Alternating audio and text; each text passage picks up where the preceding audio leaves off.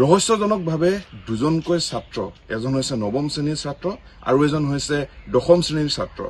দুজনকৈ ছাত্ৰ বিদ্যালয়লৈ যোৱাৰ মুহূৰ্ততে সন্ধানহীন হৈছে। ইতিমধ্যে পৰিয়াল লোকে আমাক অৱগত কৰিছে। এজন হৈছে বিকি শইকীয়া আৰু এজন হৈছে বিজয় কৰ্মকাৰ। আৰু এইখন ঘৰৰ পৰা আচলতে দুজন বন্ধু আছিলে, বিদ্যালয় যাওঁ বুলি ওলাইছিলে আৰু বিদ্যালয়ত গৈ উপস্থিত নহল বিজয় কৰ্মকাৰ আৰু বিকি শইকীয়া। পৰিয়ালৰ লোক আছে, মই তেওঁলোকৰ সৈতে কথা পাতিবলৈ বিচাৰিম। আৰু আপোনাৰ ল'ৰাজনৰ নাম কি আছিলে? বিকি শইকীয়া। কেনেকে ঘটনাটো কেনেকে হৈছে? কি ঘটনাটো মানে ৰাতিপুৱা স্কুললৈ যাওঁ বুলি মোক কৈ থৈ গৈছে। সদায় ৰাতিপুৱা 8:15, কেতিয়াবা 20 মিনিট হয়, তেনেকে যায় ওলাই। আগালে যেনেকে যায় সেইদিনাও সেনেকে ওলাই গৈছে স্কুললৈ। মই মা যাওঁ বুলি কৈছে। যোৱা বুলি ক'লো। তেতিয়া ওলাই যাওঁতে মই চাবলৈ নহ'ল বাৰু। আংকালে মই সদায় বান্তাবা চাওঁ গেটলৈকে যোৱা। মই গা ধুই আছিলোঁ সেইদিনা, মোৰ গাটো ভাল নাছিলে, জ্বৰ হৈছিলে অকণমান, মই দেৰিকৈ গা ধুইছিলোঁ সেইদিনা, তেনেকৈ ওলাই যোৱা। তাৰপিছত যেতিয়া নেকি দেৰি হৈ গ'ল, সেইদিনাটো শনিবাৰ আছিলে, সিহঁতি দেৰিকৈ ইমান দেৰি হ'ল যদি 2টা বাজি গ'ল, কিয় স্কুল অহা নাই। মই তেতিয়া ইফালে খবৰ কৰিছোঁ, তাৰ লগৰলৈ ফোন মাৰিছোঁ, আজি বিকি কি স্কুল যোৱা নাই নেকি, ইমান দেৰি যে হ'ল স্কুল ছুটি দিলে নাই, তেনেকৈ কৈছে। আজি বিকি স্কুল অহা নাই নহয়। তাৰপিছতে যোনটো ল'ৰা একেবাৰে 6ৰ পৰা একেলগতে পঢ়ে, তেওঁৰ ঘৰ পালোগৈ মই, কিজানি বাইচাঞ্চ সিহঁতৰ হ'লে গ'ল নেকি, কিন্তু আগত এদিনো যোৱা নাই তেনেকৈ। তাৰপিছতে মই গৈ তাৰ ওলালোগৈ, তাতো নাই অহা নহয়, মা আমুক তামুক তেনেকৈ বুলি কৈছে। কোৱাৰ পাছত মই ছাৰলৈ পিছত খবৰ কৰিলোঁ, ছাৰো কৈছে আজিতো সি উপস্থিত নাই ইয়াত স্কুলত, তেনেকৈ বুলি কৈছে।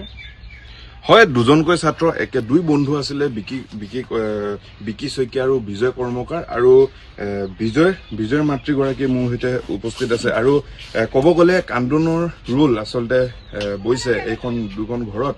আৰু মই আপোনাৰ ওচৰলৈ আহিছো, কিবা কৈ গৈছিলে নেকি ঘৰত? কিবা কৈ গৈছিলে নেকি? কিবা অসুবিধা পাইছিলে নেকি? নাই, সেনেকেতো একো পোৱা নাই। ভালকে স্কুল যাওঁ বুলিয়ে গৈছিলে, এনেকে একো পোৱা নাই। স্কুল যাওঁ বুলিয়ে ওলাই গৈছিলে।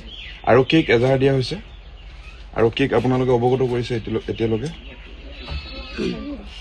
পুলিচক কৈছে নেকি? ইতিমধ্যে তেওঁলোকে এটা কথা কৈছে যে আৰক্ষী ইতিমধ্যে তেওঁলোকে এজাহাৰ দাখিল কৰিছে। আৰু এটা কথা ক'বলৈ, কি কাৰণত আচলতে দুজনকৈ ছাত্ৰ ইতিমধ্যে বিদ্যালয়লৈ ওলাই যাওঁ বুলি কৈছিলে, আৰু বিদ্যালয়লৈ ওলাই যাওঁতে তেওঁলোকে কিন্তু পুনৰ ঘৰত ঘূৰি অহা দেখা পোৱা নাই পৰিয়াল দুটাই। আৰু ইতিমধ্যে এটা কথা ক'বলৈ, এই যোৱা কেইদিনমানৰ বিভিন্ন স্থানত আমি দেখিব পাইছো যে বিভিন্ন প্ৰকাৰে বিশেষকৈ বিভিন্ন ঠাইৰ পৰা আচলতে ছাত্ৰ ছাত্ৰী ইতিমধ্যে সন্ধানহীন হৈছে। আৰু ইতিমধ্যে আমি আৰক্ষী প্ৰধানকো এই মুহূৰ্তত আমি আমাৰ বাতৰিৰ যোগেদি আমি তেওঁক অৱগত কৰাব বিচাৰিছো যে বিভিন্ন স্থানত এই ধৰণে ঘটনা সংঘটিত হৈ আছে। আৰু বিজয় কৰ্মকাৰ আৰু বিকি শইকীয়াৰ সন্ধান কেতিয়া লাভ কৰিব, ইতিমধ্যে আমি আৰক্ষীক আমাৰ এই বাতৰিৰ যোগেদি আমি তেওঁলোকক অৱগত কৰিছো। আৰু ইতিমধ্যে তেওঁলোকৰ যি পৰীক্ষাসমূহ চলি গৈ আছে, আৰু পৰীক্ষাৰ সময়তে তেওঁলোকে কিন্তু সন্ধানহীন হৈছে। এয়া আমি আৰক্ষী প্ৰধানক, সঞ্চালক মহোদয়, আপোনাক আমি অৱগত কৰিছো। আৰু ইতিমধ্যে এই পৰিয়ালৰ লোকসকলক কিছু সহায় কৰিবলৈ আমি অনুৰোধ জনাইছো।